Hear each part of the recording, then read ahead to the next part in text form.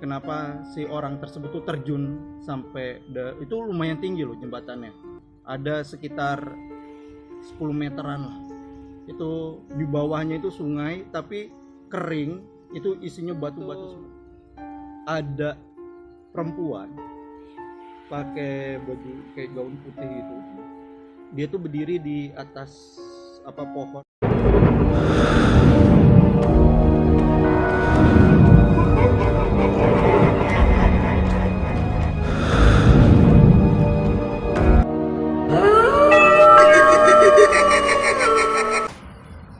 Assalamualaikum warahmatullahi wabarakatuh. Balik lagi sama gua Pare. Kali ini di segmen Kimis Kisah Misteri.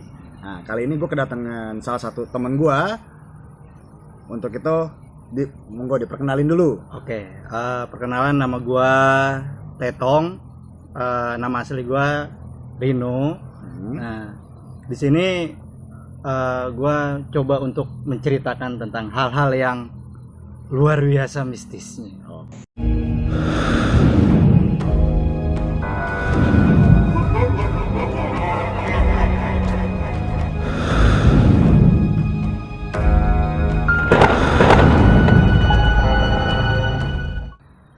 Oke nih, buat Tetong, gue manggilnya Tetong aja kali ya, biar enak ya. Siap.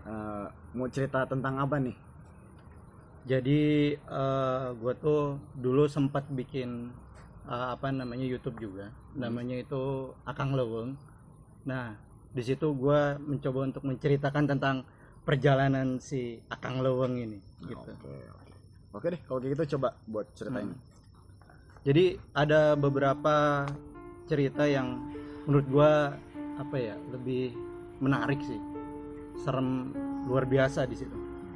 Nah, itu awal kita mencoba buat explore, itu kita dapat kabar bahwa ada berita bahwa di salah satu tempat wilayah di situ ada yang baru saja sebulan sebelum kita explore, itu ada yang loncat dari jembatan itu sampai ke bawah. Dia tuh kayak bunuh diri gitu. Nah, di situ kita mencoba untuk menggali apa saja sih yang kisah misteri yang ada di situ gitu. Katanya menurut warga sekitar. Tapi sorry gue potong. Itu lokasinya itu di mana ya? Itu daerah Jembatan Paranje namanya. Jembatan Paranje. Depan Paranje maksudnya daerah Jawa Barat kah, Jawa Tengah? Oh, itu Jawa Barat. Masih Okay. masuk ke Jawa Baratnya. Oke, lanjut. Nah, jadi kita coba explore ke sana, ke Paranje tersebut. Ternyata kita coba ngulik kisahnya dulu. Ini kenapa si orang tersebut tuh terjun sampai itu lumayan tinggi loh jembatannya. Ada sekitar 10 meteran lah. Itu di bawahnya itu sungai tapi kering, itu isinya batu-batu semua. Nah, itu sampai si korban itu ditemukan yang luar biasa mengerikannya gitu. Nah, si wujud korban tersebutnya. Nah, makanya di situ kita penasaran gitu loh. Bagaimana coba kita explore apa saja sih keadaan misteri ataupun yang mencekam di sana gitu kan. Nah, awalnya itu kita coba bercerita pada warga. Itu di situ biasanya suka ada terjadi penampakan orang tersebut itu ada di atas jembatan. Kadang ada di bawah jembatan, di kalinya itu. Nah, hari itu malam Jumat persis kita mencoba explore ke sana. Kita mulai explore itu di sekitaran jam 12 sampai jam 1 gitu. Dari jam 12 sampai jam 1 itu memang diceritakan oleh warga itu benar-benar tepat gitu di sana.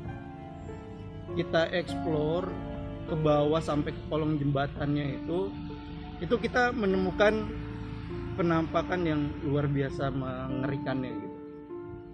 Pertama dari suara orang minta tolong, mungkin samar-samar ya kedengar di kamera, tapi waktu pas kita nge-shoot itu jelas banget di telinga kita. Itu kita mengeksplor itu cuma berdua. kita mengeksplor berdua di sana. Baru pertama kalinya itu saya ngelihat yang namanya wujud kuntilanak.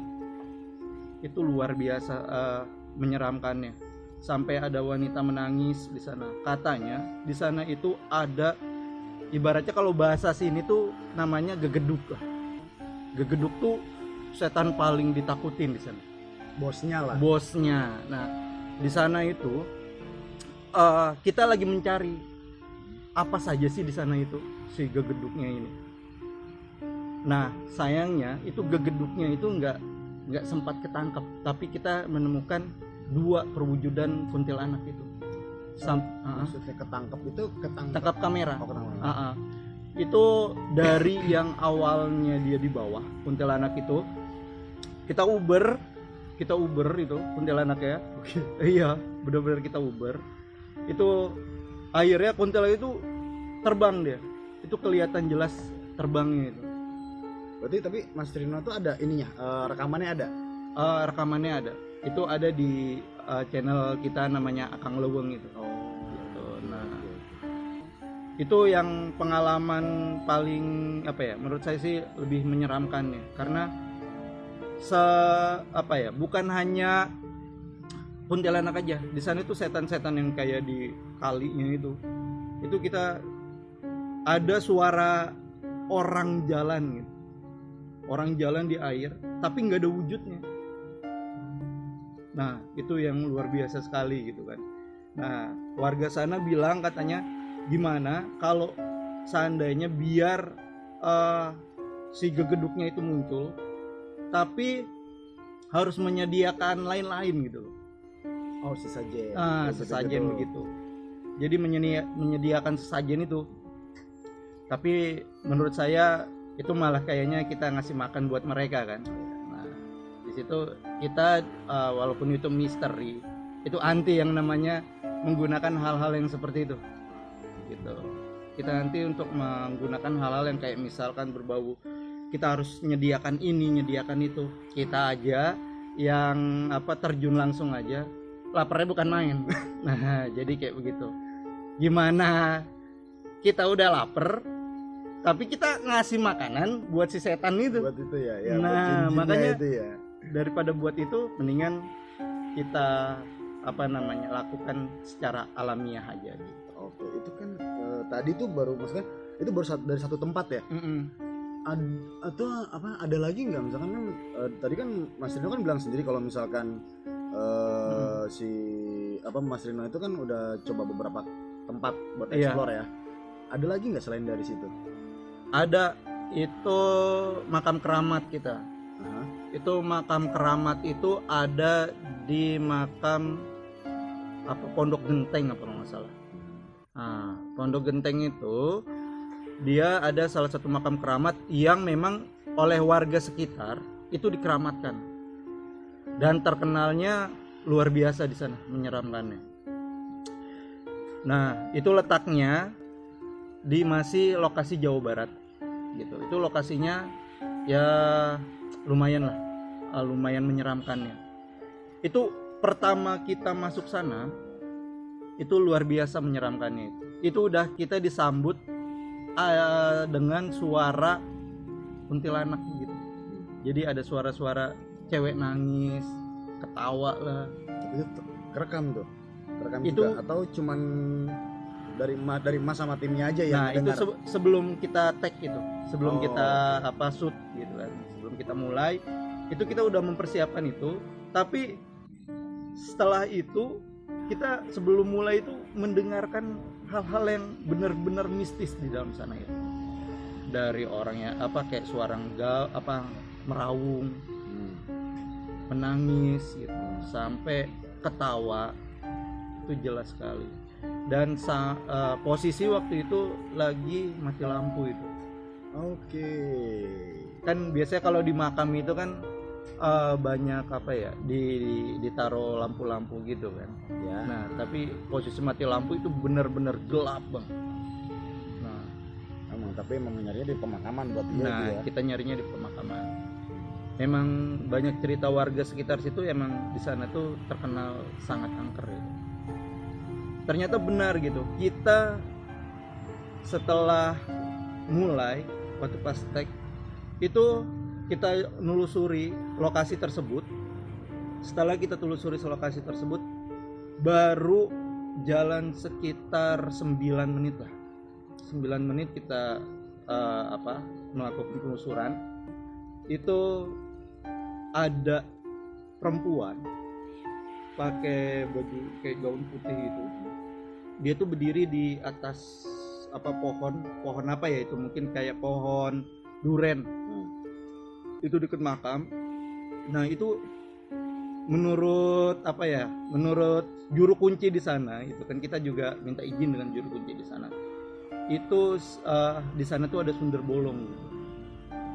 Nah, itu si wanita itu emang waktu pas kita shoot, kalau di kamera itu ininya nggak begitu kelihatan, tapi kita ngelihat bener-bener ngelihat ininya tuh bener-bener bolong nih. Belakangnya itu luar biasa baunya. Wah, itu pengalaman yang sampai teman saya pun ada yang kesurupan di sana. Awal mulanya gimana tuh tentang kesurupan? Nah, jadi teman saya itu tanpa sengaja dia itu kayak menginjak satu makam kuno. Nggak lama setelah dia menginjak, dia langsung jatuh kayak orang pingsan gitu. Brut. Setelah jatuh, langsung dia ngomongnya tuh agak sedikit ngawur lah, ngaco gitu. Dengan suaranya tuh kayak bahasa Sunda dan omongannya tuh seperti kakek-kakek begitu. Nah, kita dari situ itu setelah jalan 20 menit lah kita itu penelusuran di sana tuh, sampai si pria tersebut, teman kami itu sampai, ya biasalah orang surupan kayak ngeraung-ngeraung gitu kan, ngeraung-ngeraung. Dia minta tolong kasih tahu cucunya. Jadi intinya dari arti bahasa Sunda itu minta tolong pada cucunya untuk merawat makam tersebut. Karena makam, emang sih kita lihat tuh makam kuno itu sampai nggak ada nisannya, jadi cuman gundukan tanah aja. Benar-benar udah terlupakan lah ya. Terlupakan itu masih di daerah yang sama itu. Dan di sana, wah, itu sampai orang tersebut itu kita coba buat keluarin, kita ajiin, itu tetap setannya tuh nggak mau. Dia butuh cucunya. Jadi cucu cicitnya tuh agar merawat makam tersebut. Memang sih di daerah Pondok Genteng itu dia tuh bukan makam keramatnya saja, tapi setelah makam keramat tuh banyak makam-makam kuno. Jadi seperti itu. Nah, itu pengalaman yang dulu tuh saya ikut bikin channel misteri.